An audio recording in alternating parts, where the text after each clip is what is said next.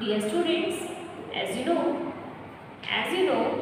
these days we are talking about the chapter number 2 of history, and the chapter name is New Kings and Kingdoms. Dear students, as you know this very well, I have already shared few videos related to the explanation of the segments of this chapter. Okay. In that videos, dear students, we have seen how the new dynasties comes in our subcontinent during the time period of 7th to 12th century. Okay. And dear students, today we are going to start from the segment from Urayur to Tanjavur. Okay, today we will see the explanation of this segment from Urayur to Tanjavur. So dear students, open your book and let's start. How did the Cholas rise to power? Okay, how did the Cholas rise to power? Chola dynasty कैसे power में आती है? First time में who was the founder of Cholas dynasty? Okay, who was the founder of Cholas dynasty? Vijayalaya was the founder of Cholas dynasty. Okay, Chola dynasty की चोला वंश की संस्थापना किसने की थी? इसकी स्थापना विजयालया नाम के एक व्यक्ति ने की थी. So Vijayalaya was the founder of Cholas dynasty.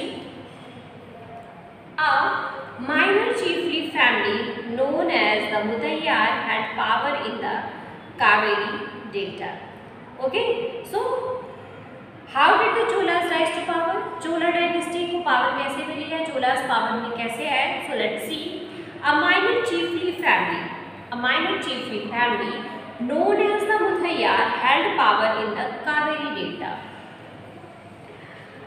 एक फैमिली थी मुथैयार फैमिली जिसका शासन कहाँ पे था? जिसका शासन जो पावर में थी कहाँ पे? कावेरी डेल्टा में. डेल्टा क्या होता है स्टूडेंट्स? डेल्टा वो होता है जब नदी समुद्र से मिलने वाली होती है तो क्या होता है, वो अपने साथ जितने सेडिमेंट्स को लाई होती है उसका फ्लो बहुत ज़्यादा कम हो जाता है. तो वो क्या होता है, नदी उस सेडिमेंट को कैरी नहीं कर पाती है और क्या कर देती है, उसके अपने आगे ही उन सेडिमेंट्स को डिपॉजिट कर देती है और नदी क्या होता है, कई ब्रांचेस में डिवाइड होकर बहने लगती है. तो इससे क्या होता है, इससे जो एक स्ट्रक्चर बनता है that structure is known as delta. So Muthaiyar family was in power at Kaveri delta. Muthaiyar family जो थी वो कहाँ पर पावर में थी? मुथैयार फैमिली कावेरी डेल्टा के रीजन में पावर में थी. देवर subordinate to the Pallava king of Kanchipuram, and Muthayar family was the subordinate of the Pallavas dynasty. Okay, और मुथैयार फैमिली जिसका पावर था, जो पावर में थी in the Kaveri Delta, this family was the subordinate of Pallavas dynasty of Kanchipuram. Okay, so Pallavas dynasty की capital कहाँ पे थी? Pallavas dynasty की कैपिटल थी कहाँ पे? पल्लवास डायनेस्टी की कैपिटल थी कांचीपुरम में. और इसकी स्थापना किसने की थी? सिम्हा विष्णु ने. ओके, तो Simha Vishnu is the founder of Pallavas dynasty and the capital of this dynasty was Kanchipuram. Okay, तो पल्लवा डायनेस्टी का फाउंडर कौन था? सिम्हा विष्णु था. और इसकी राजधानी कहाँ थी? इसकी राजधानी कांचीपुरम में थी. Okay, so Muthayar family was a subordinate of Pallavas dynasty. Vijayalaya, who belonged to the ancient chiefly family of the Cholas from Urayur, captured the delta from the Muthayar in the middle of the 9th century. Okay, so Vijayalaya was the founder of Chola dynasty. Okay, ये उरैयूर के चोला dynasty से related था क्योंकि ये जो था विजयालया जो था वो चोला डायनेस्टी की इसने स्थापना की थी. बाद में ये क्या करता है, इस कावेरी डेल्टा को मुथैयार फैमिली से जीत लेता है.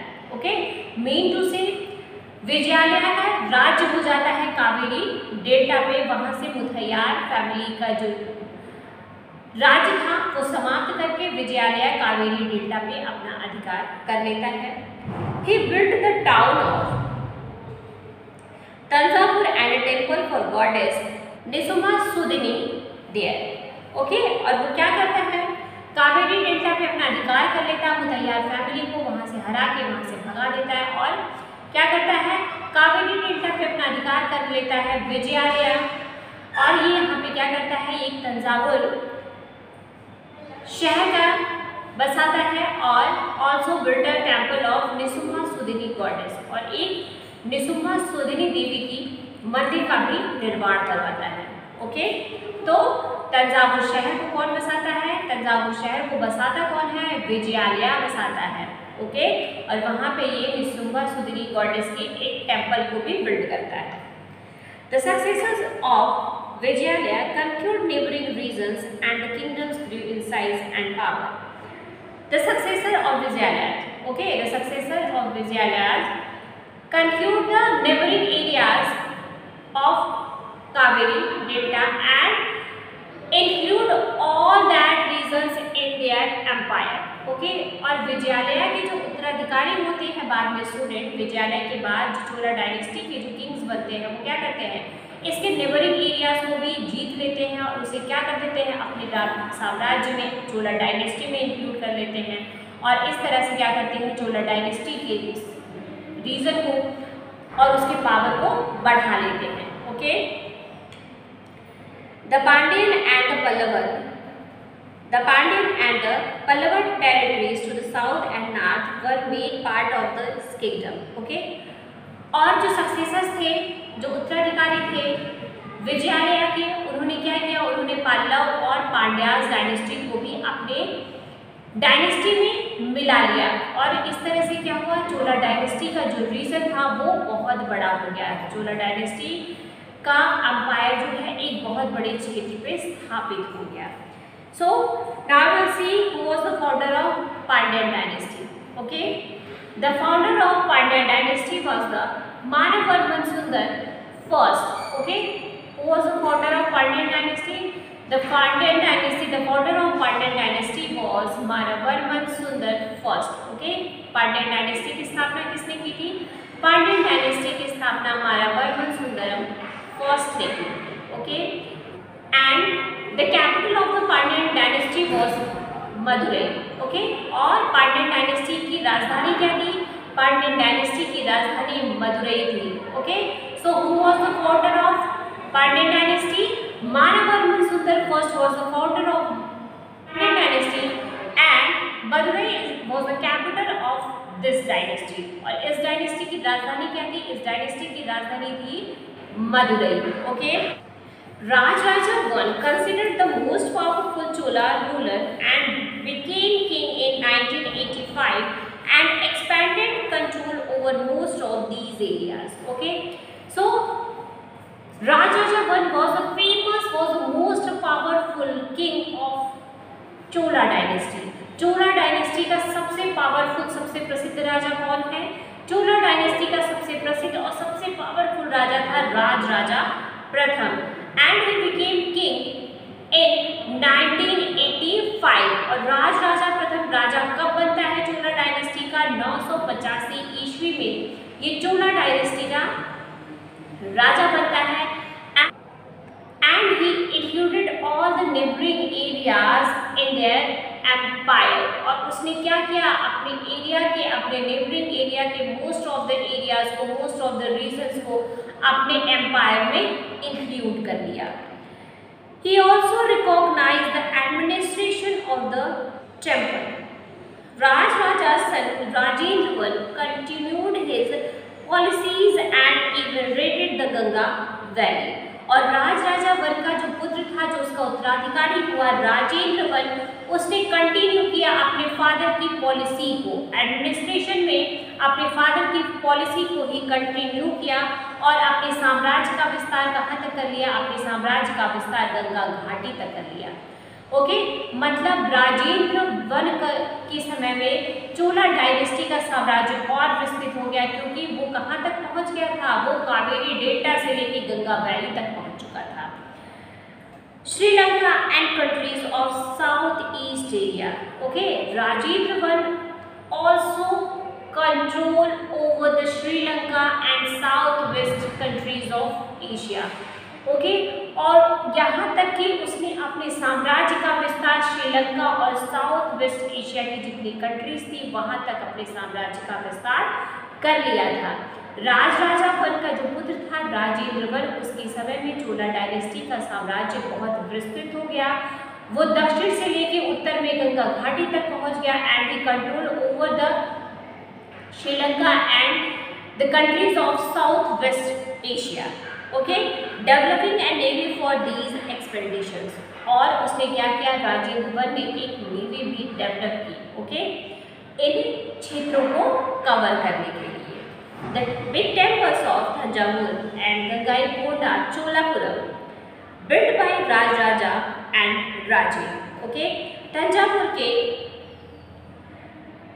बड़े मंदिर और गंगाईकोंडा चोलापुरम मंदिर का निर्माण किसने करवाया? इस मंदिर का निर्माण पिता पुत्र की जोड़ी राजराजा और राजेंद्र प्रथम ने करवाया।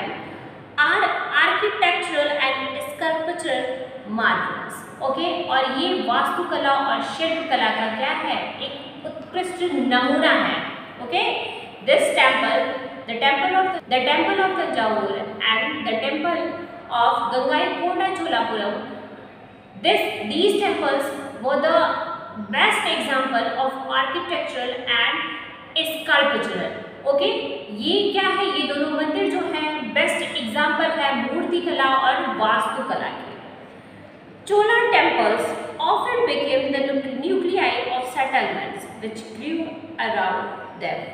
चोलास डायनेस्टी के जो भी टेम्पल्स थे वो सेटलमेंट के सेंटर बन गए, जहाँ पे सेटलमेंट्स डेवलप हुआ। These were centers of craft production। और इन मंदिरों के आसपास क्या होने लगा? क्राफ्ट प्रोडक्शन होने लगा। Temples were also endowed with land by rulers as well as by others. और ये जो टेम्पल्स थे उन्हें लैंड्स डोनेट की गई किंग्स के द्वारा भी और नॉर्मल ऑर्डिनरी पीपल्स के द्वारा भी। और इस तरह से क्या हुआ, ये temples over the time period rich होते चले गए। The produce of this land went into maintaining all the specialists who worked at the temple and very often lived near it। और इस भूमि से जो भूमि मंदिरों को दान में दी जाती थी और इसके आसपास जो एक ट्रेड डेवलप हो रहा था, सेटलमेंट्स डेवलप हो रहा था, उससे जो इनकम होती थी वो इनकम कहाँ पे खर्च की जाती थी? वो इनकम खर्च की जाती थी जो इन मंदिरों के आसपास जो वर्कर्स काम कर रहे होते थे और जो इन मंदिरों के आसपास रह रहे थे। Just like priest, garland makers, cooks, sweepers, musicians, dancers, etc. Okay, इन मंदिरों से जो इनकम होती थी वो इसमें रहने वाले लोगों, इसके आसपास के जो वर्कर्स थे, इसके आसपास जो रहने वाले लोग थे, उनके सेटलमेंट्स में खर्च की जाती थी। In other words, temples were not only places of worship. Mean to say the temples was not only the place of worship. मंदिर क्या थे? मंदिर केवल पूजा स्थल ही नहीं थे, but also they were the hub of economic, social and cultural life as well. Mean to say in that era temples was not only the place of worship but also they were the hub of social, economical and cultural values. Okay, मंदिरों में केवल पूजा नहीं की जाती थी, मंदिर केवल क्या किसने पूजा स्थल ही नहीं थे बल्कि वो क्या थे? वो सोशियो कल्चरल इकोनॉमिकल हब भी थे उस टाइम पीरियड में। Among the craft associated with temples, the making of bronze images was the most distinctive. Okay, जितने भी क्राफ्ट्स थे जो मंदिरों से एसोसिएटेड थे उसमें ब्रॉन्ज इमेज जो था वो बेस्ट था। ओके, मंदिरों के आसपास बहुत से क्राफ्ट डेवलप होते हैं, उन क्राफ्ट्स में सबसे बेस्ट क्या था? ब्रॉन्ज इमेज बनाना, मतलब कांस्य की मूर्तियां बनाना was the best craft in that era. Chola bronze images are considered amongst the finest in the world. और चोला डायनेस्टी में जो ब्रॉन्ज इमेजेस बने, those bronze images was the best example of images in the whole world. Okay, और चोला dynasty में जो कांस्य की प्रतिमाएं बनी, वो प्रतिमाएं क्या थी?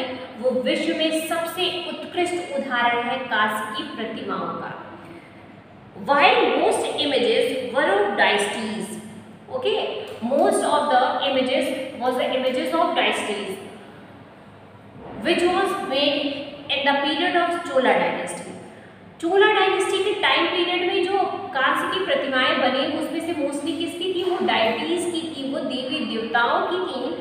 But sometimes images were made of devotees as well.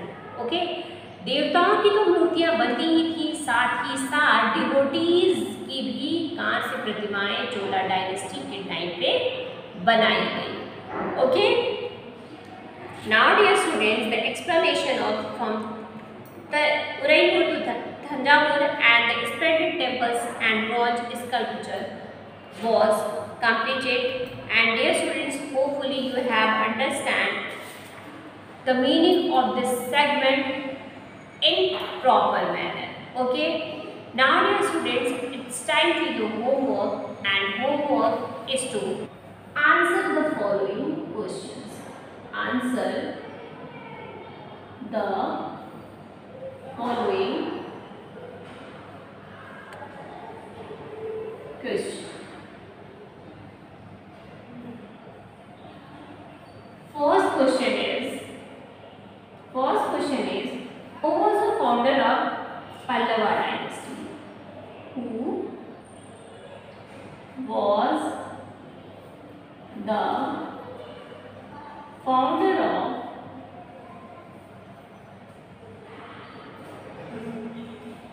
Pallava dynasty?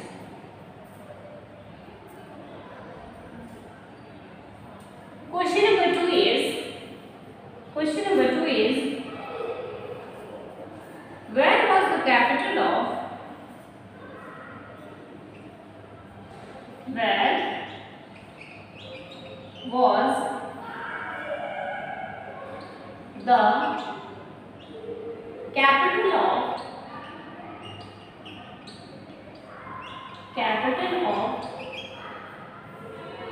Pallava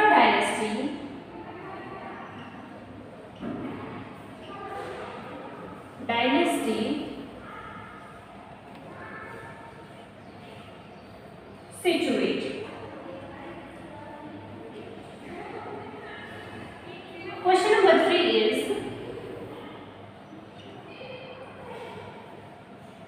who was the founder of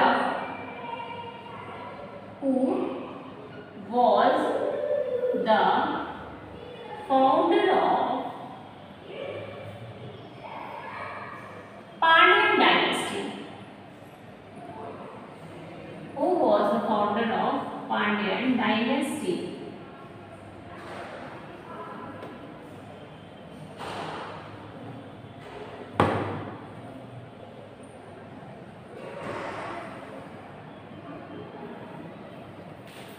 Question number 4 is where was the capital of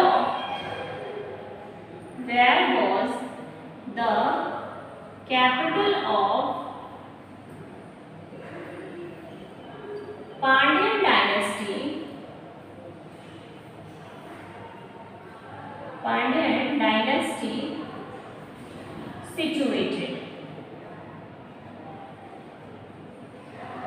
Okay. And the last question is who built the temple of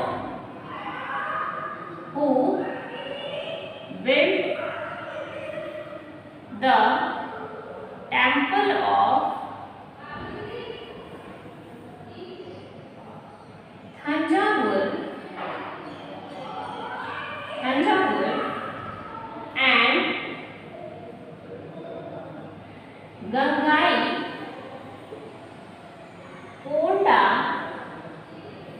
Gangaikonda Chola?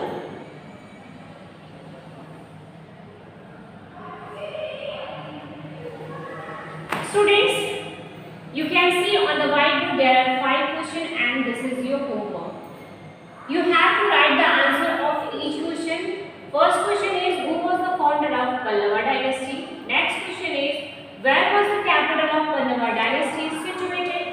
Next question, who was the founder of Pandyan dynasty? Next question, where was the capital of Pandyan dynasty situated? And the last question is who built the temple of Tanjavur and Gangaikonda Chola? Okay, dear students, you will write the answer of these questions in your plan notebook with neat and clean handwriting and also send it to me. Now, dear students, see you in the next class. Till then, bye. Have a nice day.